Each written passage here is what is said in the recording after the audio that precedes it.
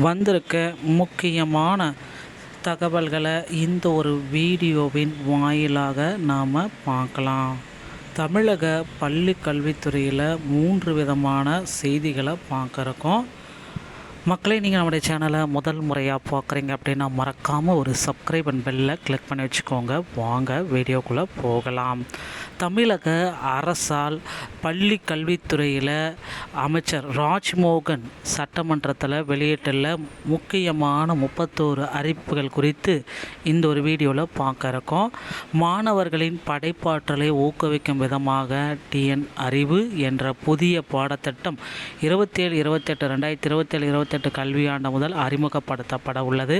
கற்றல் இடைவெளியை குறைப்பதற்கான திறன் பிளஸ் மற்றும் நவீன தொழில்நுட்பங்களை உள்ளடக்கிய டிஎன் ஸ்மார்ட் போன்ற திட்டங்கள் விரிவுபடுத்தப்பட உள்ளன.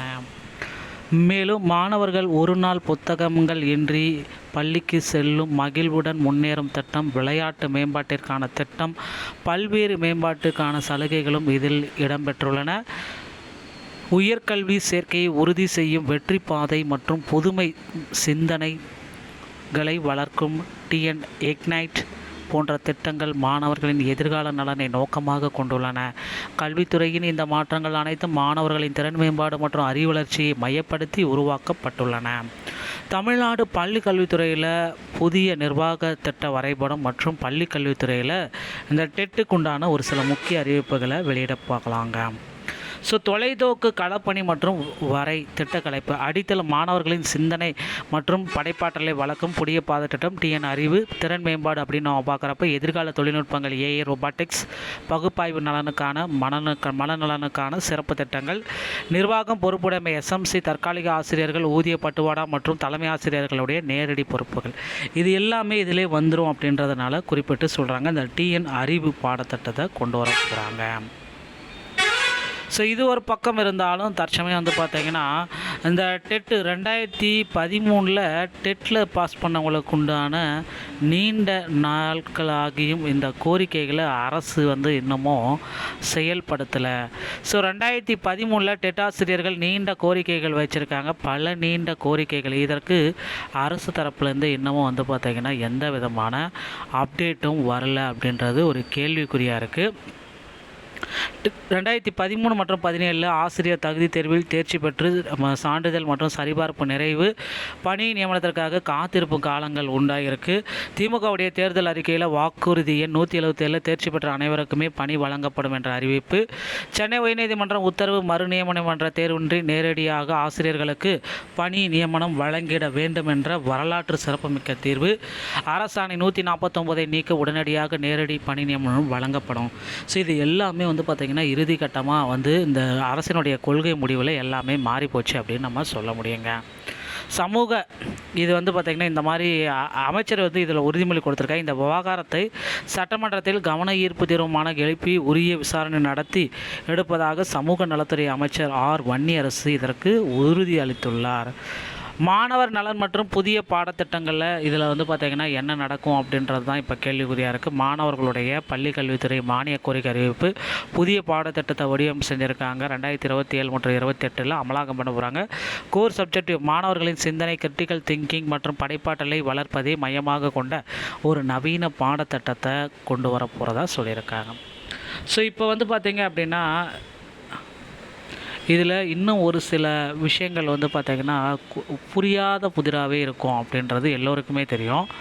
மக்கள் பார்த்திங்கன்னா ரொம்ப காலமாக எல்லாருமே எதிர்பார்க்குற அந்த ஒரு விஷயங்கள் இன்னும் நடக்கலையே, இது எப்போ நடக்கும் தமிழ்நாடு இந்த பள்ளி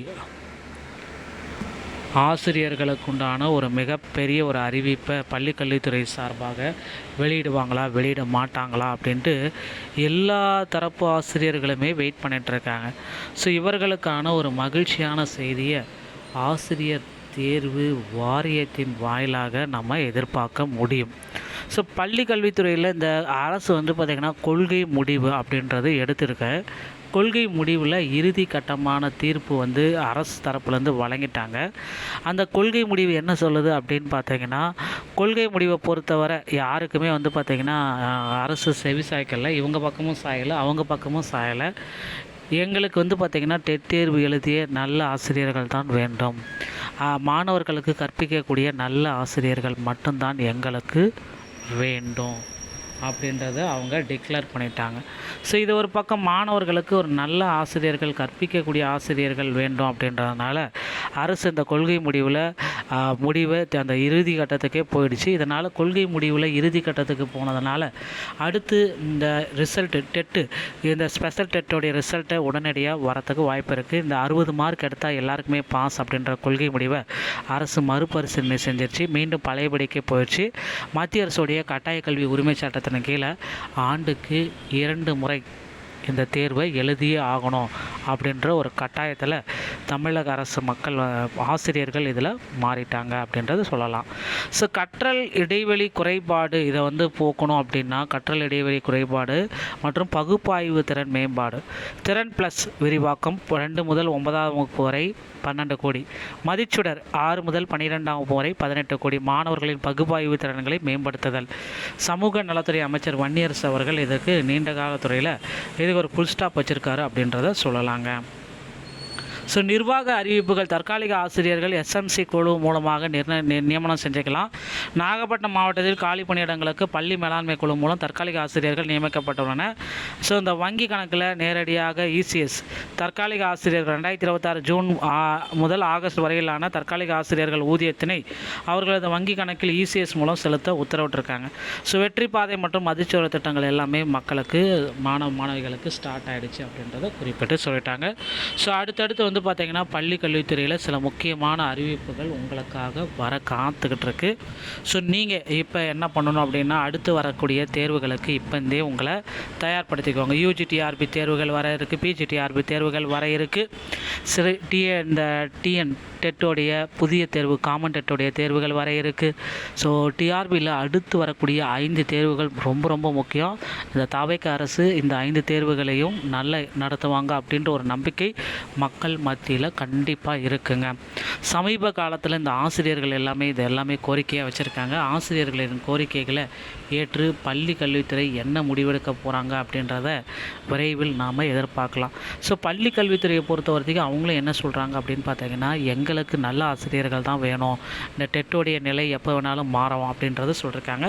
ஸோ ஆகஸ்ட் இறுதி தீர்ப்பு வந்து பார்த்திங்கன்னா ஆகஸ்ட் 31 ஒரு இறுதி தீர்ப்பு வருமா அப்படின்ற ஒரு வெயிட்டிங்கில் இருக்காங்க. ஆகஸ்ட் 24ஆம் தேதி போயிடுச்சு. ஸோ டெட் தேர்ச்சி பெற்ற மதிப்பெண்கள் மற்றும் கொள்கை முடிவு. டெட் தேர்ச்சி பெற்ற மதிப்பெண்களில் மாற்றமில்லை. ஆசிரியர் தகுதி தேர்வுக்கான தேர்ச்சி மதிப்பெண்களை குறைக்க முடியாது என்பதில் தமிழக அரசு உறுதியாகிடுச்சு. இடஒதுக்கீடு முறை வந்து இனிமேல் அப்படி தான் தொடரும். இடஒதுக்கீடு முறையை பின்பற்றிய சலுகை வழங்குவது அரசின் உரிமை என்றும் பொது பிரிவினருக்கான மதிப்பெண்களை குறைக்க முடியாது என்றும் நீதிமன்றத்தில் தெரிவிக்கப்பட்டுள்ளது. ஸோ வெயிட்டேஜ் மதிப்பெண்களும் இனி கிடையாது. பணி அனுபவத்தின் அடிப்படையில் ஆசிரியர்கள் கோரிய கூடுதல் வெயிட்டேஜ் மதிப்பெண்கள் அரசு வழங்க மறுத்துவிட்டது. ஸோ இதுதான் சட்டமன்றத்தில் இந்த மாதிரியான தீர்மானங்கள் எல்லாமே வைப்ப போகிறாங்களா அப்படின்றது எப்போ இனிமேல் பார்க்கலாம். எல்லா தடையாணைகளும் இனிமேல் முடிஞ்சு போச்சுங்க. அடுத்து என்ன வரும் அப்படின்னு பார்த்தீங்கன்னா ரிசல்ட்டு தான்.